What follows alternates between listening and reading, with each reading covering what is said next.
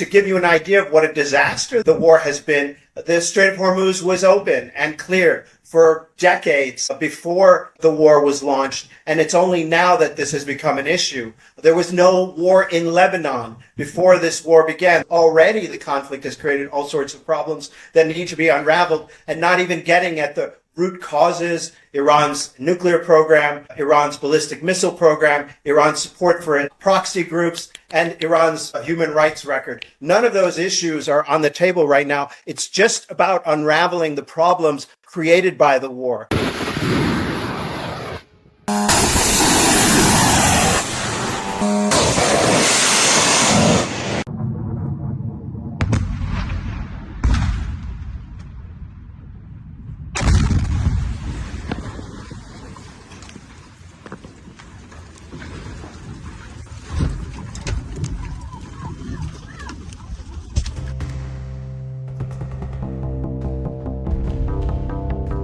So the war has gotten really hot. Over the weekend, you had 2 U.S. soldiers killed in Jordan.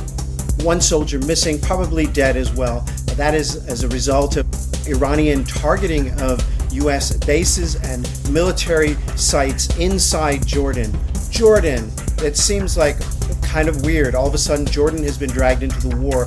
One of the reasons for that is that it's far enough away so that the Americans think that the Iranians can't reach it with their missiles, yet close enough in the region to allow the Americans to launch airstrikes and base soldiers and personnel in there. There are about 50,000 U.S. military personnel now in the Middle East, and they are all supporting the American war effort. Those sites in Jordan also serve an important purpose, where the anti-missile barrages and batteries are kept. That's where the Patriot missiles are. That's where the interceptors are, so that in case Iran attacks Israel, those missiles interceptors can block the Iranian attacks against Israel. And that is probably one of the reasons why Iran is hitting so hard at the Jordanian sites, so that if it ever comes to an attack on Israel, if Israel is drawn into the war, which it probably will be, the Iranians will have more of an advantage then.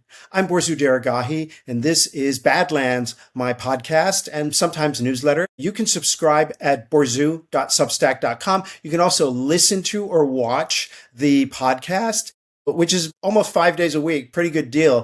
If you wanted to subscribe or become a paid subscriber to support my work, you can find me at Spotify and Apple Podcasts and on YouTube, where I would really love for more people to sign up. So this past couple days has been a really intense one for the war. And for the first time really in this round of the conflict, we're getting some video images coming out. And I just want to show you what this war looks like right now. That includes sites in Jordan that have been hit by Iranians.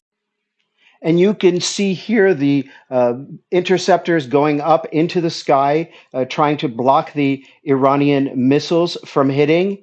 And the missiles are coming. And the Iranians have perfected this by having multi-speed missiles that, as you see here, they hit their targets. The interceptors are not able to block them. Sites in Bahrain and Kuwait that have been hit by the Iranians. Here you can see smoke rising from the cityscape, more smoke, more damage from the distance, rising plume of smoke, black smoke rising up into the city sky. It looks like an urban area in Kuwait, and this was a video that was put on social media. You see fiery flames, not sure what they're from exactly. This is damage that was supposedly at a police academy in Kuwait. And you can see just the firefighters there trying to put out the black smoke. Here is the inside of that police academy that was hit. Here's video showing American HIMARS artillery firing from Kuwait into Iran. Sites even in northern Iraq that have been hit by the Iranians. You can see just the fire in the night sky, these mountainsides apparently burning up. This is in northern Iraq, and here you see footage from a drone operating at night and hitting an explosion and fire rising. And that also includes some footage of Americans launching missiles at the Iranians. There's been kind of a slew of images put out by the Pentagon showing their precision targeting, showing their missiles, and showing some of their material that has been used in this war. Here's an F-35 fighter jet refueling in midair.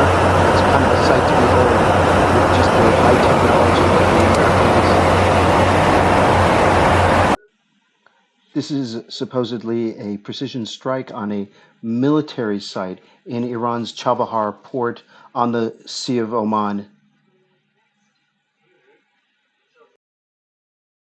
And you can also see that the Iranians have put out some imagery. They've put out some imagery of some of the war damage, especially to civilian sites. Now, the Iranians are not going to put up images of what kinds of military damage the Americans have caused. They don't want the Americans to know what damage they've caused, although the Americans probably, with their superior, sophisticated satellite technology, they have a pretty good idea of what happened.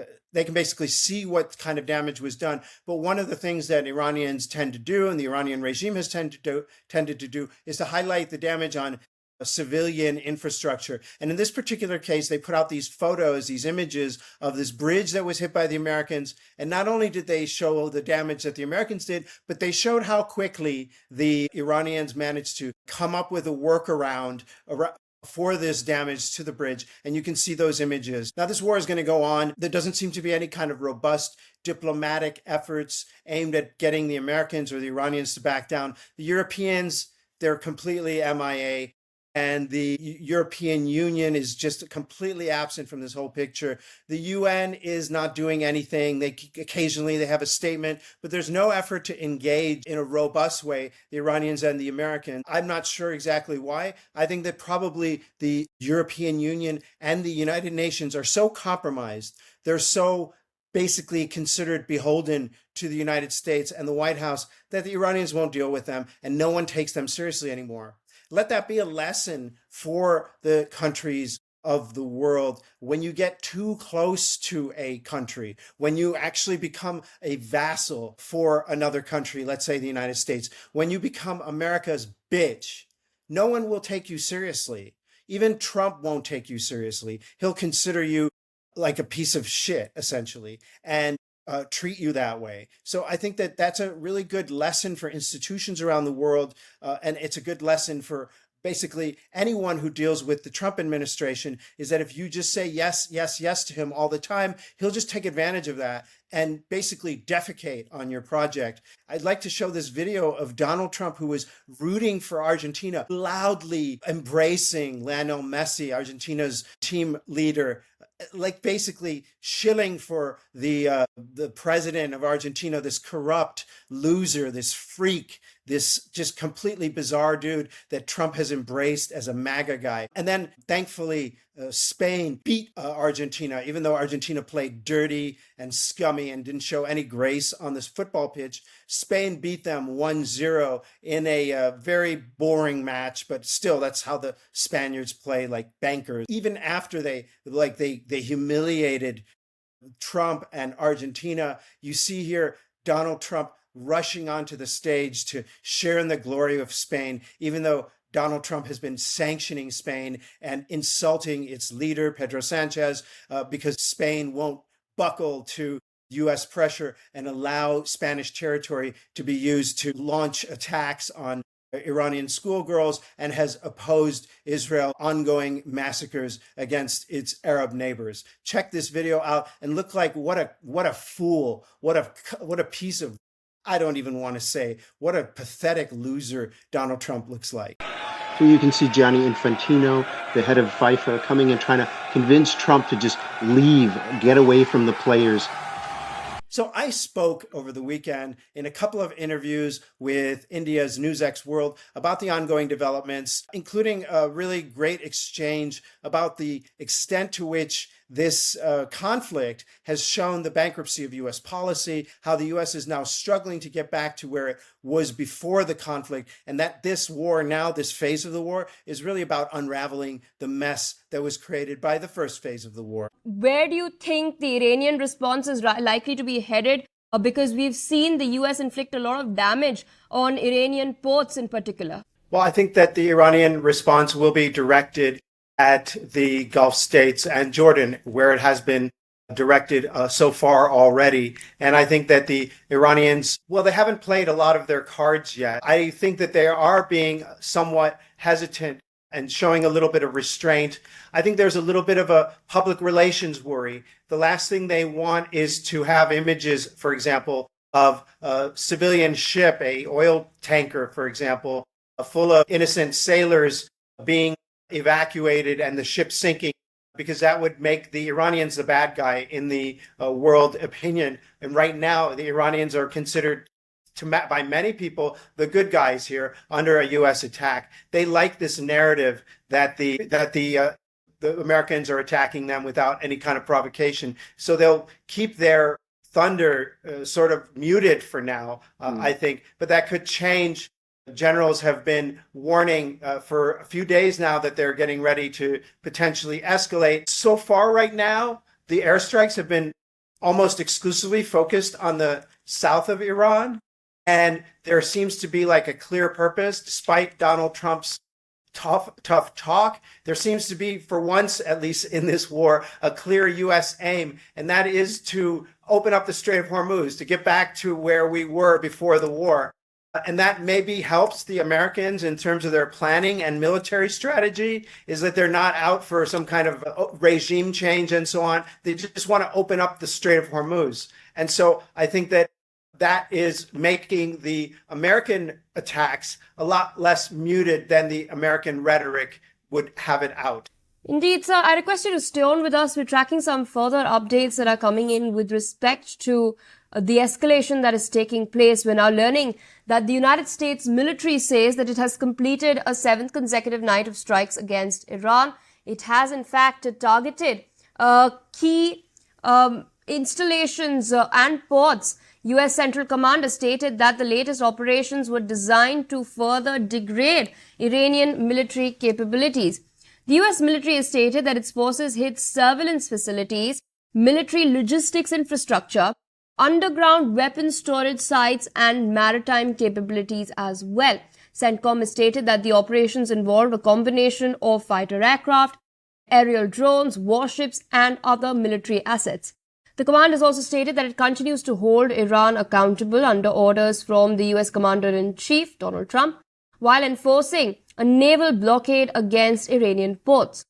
More than 50,000 American service members are currently deployed across the Middle East, with U.S. military officials stating that they remain ready for further operations. The strikes itself come as tensions between Washington and Tehran continue to rise, with both sides warning of further escalation. Iran has repeatedly vowed to respond to U.S. actions, raising concerns that the conflict could spread further across the region. Still with us on the broadcast is Mr. Borzu Daragahi. Of course, both sides are talking about escalating. There are people who are worrying right now that it could maybe protract. As you pointed out, if Iran retaliates, it's likely to target the Gulf states as well. So far, we've seen, as you mentioned, Jordan. We've seen attacks on American bases in Bahrain, in Kuwait, in the United Arab Emirates as well. And as you mentioned earlier, the American aim for now is to open up the Strait of Hormuz. There was an interim MOU that was signed. That is, of course, now practically been shelved with the escalation that we've seen recently. But in what way, in your assessment, if it's going to escalate, is it going to protract? I think that, yes, there's a possibility that if the Americans start seriously attacking major energy infrastructure, and this has been rehashed pretty extensively, the Iranians have said that they will attack major energy infrastructure in the Gulf and plunge the whole world into a crisis. The thing is that because of the sanctions, because of the years of sanctions on the Iranian economy, it's a lot less connected to the global economy as other normal countries, even countries like India or Pakistan, for example. Iran has been isolated so much that it in many ways can afford to put pain on the global economy because it is not part of that economy. So that is the real danger here. But on the other hand, as I mentioned earlier, there is the PR issue. There is the concern by the Iranians that they will be viewed as the bad guys here. So there's a lot of caution there. Iran is claiming that it has struck an artificial intelligence center. We know for a fact that there are a lot of US firms that have built their data centers in the Middle East. So if Iran continues the escalation on this matrix, how is it going to impact, the private tech firms at large? I think it won't necessarily impact the private tech firms like Microsoft and Oracle and Palantir. All these companies have operations in the Gulf. But what it will do is impact those Gulf economies. So they will be hurt very much by this. The Gulf economies, as has been spelled out repeatedly, are kind of dependent on this image they have of being these safe havens, a place where middle class people can go and become upper class, a place where laborers from South Asia can go to enter the middle class, this kind of safe, quiet place to raise your kids. A lot of families live in those areas. A lot of families move to those areas to get away from the chaos of places like Lebanon or Syria and other parts of the Middle East and South Asia. And so I think that this will damage the reputation of those countries. It will make investors and companies think twice before putting headquarters or regional headquarters in those countries. And that especially is true for someplace like the United Arab Emirates and in Saudi Arabia as well. Absolutely. You have made a very interesting observation because, we've been discussing this here in India as well. There's a very large Indian diaspora in the Middle East, as you mentioned. They emigrate from here to seek better opportunities since, we're seeing the Gulf countries emerge as global hubs as far as private firms and their Asia headquarters are concerned. We've seen in the past airlines being impacted as well. If Iran escalates, could we see what we saw of the last couple of months with air traffic reducing significantly, prices shooting up once again?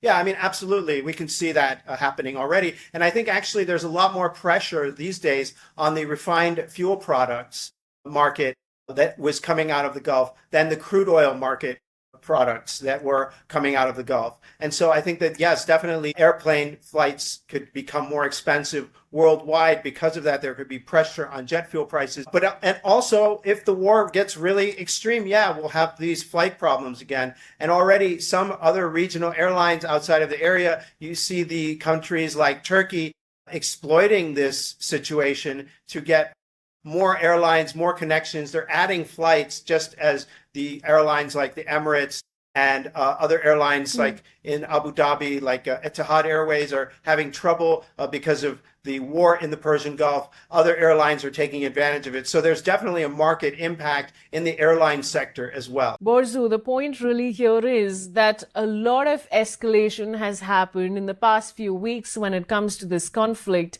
And now when it comes to the most recent development, when it comes to Khuzestan, what do you have to say? Well, I think that it is escalatory in nature. I think the Iranians are also hitting targets in Jordan, in Kuwait, in Bahrain. Also, there is a video that I saw, and I've been going through the video of some of the damages that have been taken against censorship laws. There was apparently an attack also in a port in the United Arab Emirates, and that would constitute an even further escalation. And there have been also reports, not totally confirmed, of attacks on Saudi Arabia by the Iranians. Look, this is a serious escalation, and the south of Iran is bearing the brunt of it. There does seem to be, this time around, a real focus by the Americans on getting the Strait of Hormuz open. That seems to be the main plan. There is a possibility also, and there's been a lot of speculation about this, that the Americans are preparing for some kind of ground action that could mean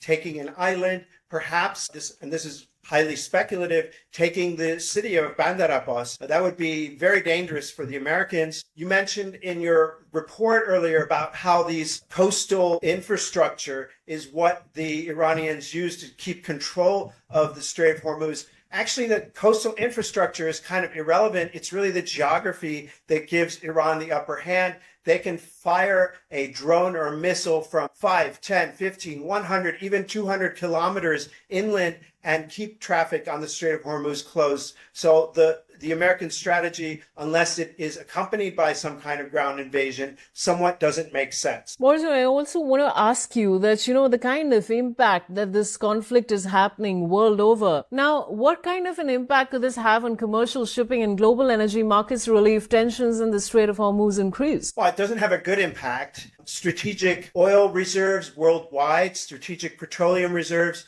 are at a low. There was really no time to replenish them in the time of the Memorandum of Understanding, the Pakistani brokered peace deal that has not really come to fruition. There was no real time to replenish those supplies. People are still playing catch up in terms of energy supplies, but it's not just oil, it's also natural gas, and that has to be sent out via ship. There's no pipelines for natural gas, and it's a highly volatile substance that needs special protections and could explode very easily. And there's also the issue of fertilizer precursors and helium. These essential minerals also need to be brought out of the Persian Gulf. And without them, things will get more expensive. Food will become more expensive. Everything will become more of a struggle for more people. Boris, I also want to ask you that, perhaps everybody wants a solution to the war and everybody wants peace because the world over, especially, we're also broadcasting across from India and, we're seeing the ripple effects. Do you feel that there perhaps is a way that there could be any diplomatic intervention or any other solution that you think which leads to the conflict ending? Look, the problem is that this is not a normal diplomatic situation. The problem is that you have someone in the White House who wants to look good on television, and he wants to take a win out of the situation that may be unwinnable. This is someone who lacks the humility and grace to accept defeat in any kind of situation. The negotiators reportedly, have tried to get the Iranians to give Trump some kind of victory, some kind of fig leaf to him so that he could walk away from this conflict. But unfortunately, apparently the Iranians say no because of the death of the supreme leader, because of the tremendous civilian damage that this war has caused, including the death of those school children on the first day of the conflict. The Iranians are very embittered and very angry, and they don't want to give Trump even the appearance of a win. They want him to be defeated. And so in that situation, it's very tough. The Pakistanis, along with the Qataris, the Turks, the Egyptians, and the Saudis all came together and they created this memorandum of understanding, which we have to admit was somewhat of a diplomatic achievement. But Donald Trump, aided to some extent by the Iranians, managed to blow this deal up and make it so that they went back to war because there was really no alternative to that once the memorandum of understanding became just irrelevant to the situation. I want to understand from you, do you think the war was really needed? The justification coming out of the United States for the war, do you think that was valid? No, I don't at all. And most of the international law experts that I spoke to say that it did not conform to international law. There was no imminent threat to the United States. There was no imminent threat to Israel. It was completely a war of choice. The United States didn't even bother to explain to its own people why it was attacking. It came up with so many different reasons over the course of the weeks of the war. And right now, at least, they have a rationale for fighting the war to get the Strait of Hormuz open. But to give you an idea of what a disaster the war has been, the Strait of Hormuz was open and clear for decades before the war was launched, and it's only now that this has become an issue. There was no war in Lebanon before this war began. There was no Israeli occupation of Lebanon and no counterinsurgency and insurgency in Lebanon until this war began. So this has created all sorts of problems. Already the conflict has created all sorts of problems that need to be unraveled, and not even getting at the root causes and root complaints that the U.S. had. That was Iran's nuclear program, Iran's ballistic missile program, Iran's support for proxy groups, and Iran's human rights record. None of those issues are on the table right now. It's just about unraveling the problems created by the war. And that's rather extraordinary if you think about it. And it shows the extent of the strategic setback this war has created for the United States and the world. Hey, thank you for listening or watching. My name is Borzu Dergahi. I am the founder of Badlands. It's a podcast and a newsletter. You can find me at borzu.substack.com. You can find me on YouTube and on Spotify and on Apple Podcasts. Hey, please support my work if you can, and look forward to doing another show for you guys for tomorrow.